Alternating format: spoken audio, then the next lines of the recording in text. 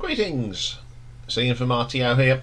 Welcome to another classic album review where we look at some of the classic albums of the last 50-60 years. And today we're going to 1986 and to an album that was released on the 25th of August, which happens to be my brother's birthday. And we're talking about Paul Simon's Graceland. It's his 7th solo album. This has been something that he's been fascinated by the African street music, and this is very influenced with this album. He made some recordings while he was out in South Africa, and then he went back to the States, where he included Linda Ronstadt, the Everly Brothers, and some other artists. This album actually features electric mixture of genres, including pop, rock, capello, and South African sort of music. He did get some criticism though for breaking the cultural boycott of South Africa because of its apartheid, but I find it weird because he was actually going into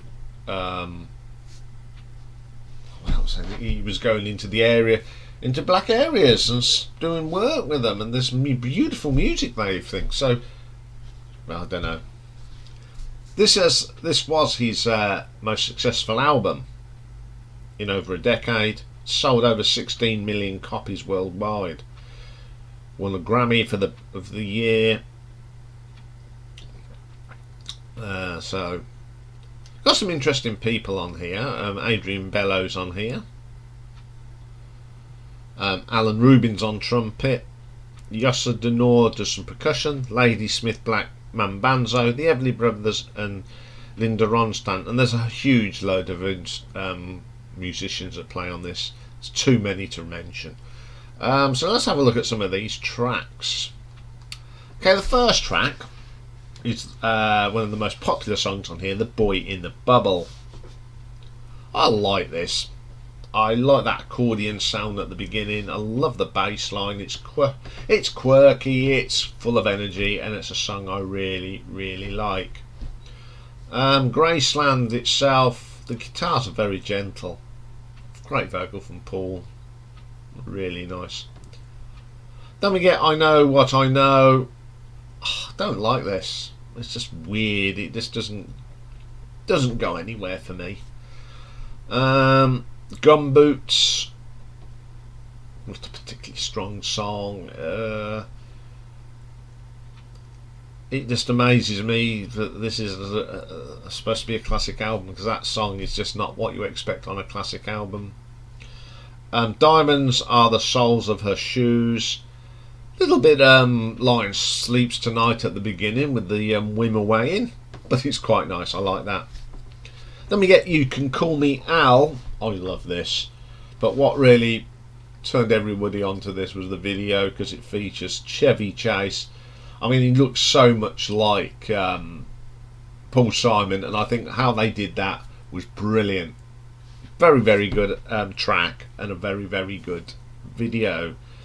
Under the African Skies. I love this. This is what African music's all about. The harmonies and the melodies. Really, really good. Homeless. This is brilliant again. This features Lady Smith Black Mambanzo. Great vocals on that. Crazy Love Volume 2, a little good track, just nice little arrangement. Great vocal from Paul Simon. That Was Your Mother. Quite folky this is, with accordion. It's more of a thing that you get in a pub on a Saturday night in Ireland. Lots of stamping the feet and accordion work. I like it. I like that sort of sound anyway. All Around the World, or The Myth of Fingerprints. Very good, very Bruce Springsteen, to be quite honest, but I like it. Now, summing up this album, you know, when you look at the figures, it is one of the most successful albums that he made.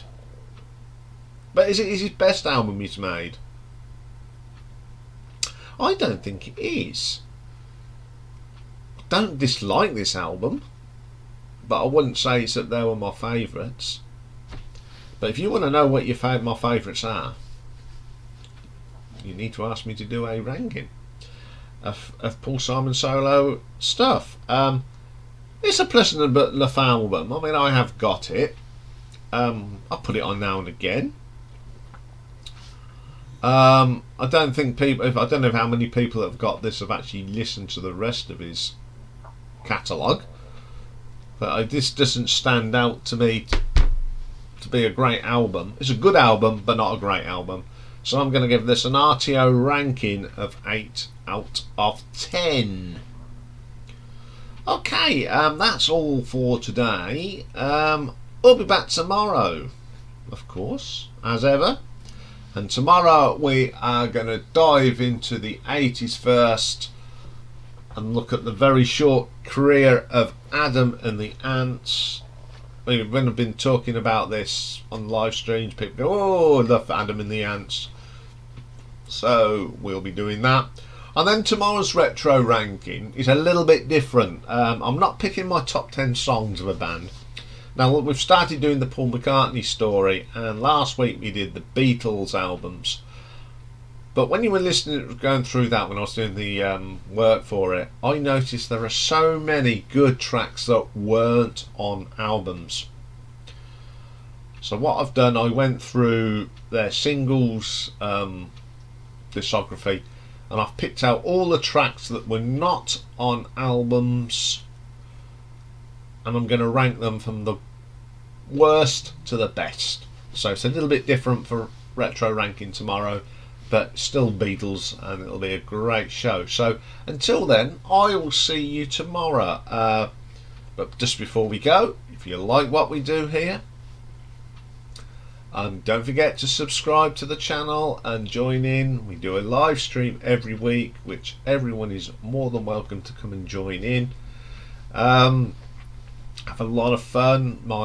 One of my friends now, who looks after, he's the one of the administrators and someone that keeps an eye on the channel. He's starting to join in as well, so you can ask him things. He's a good all-round bloke. So I will see you all tomorrow. Take care for now.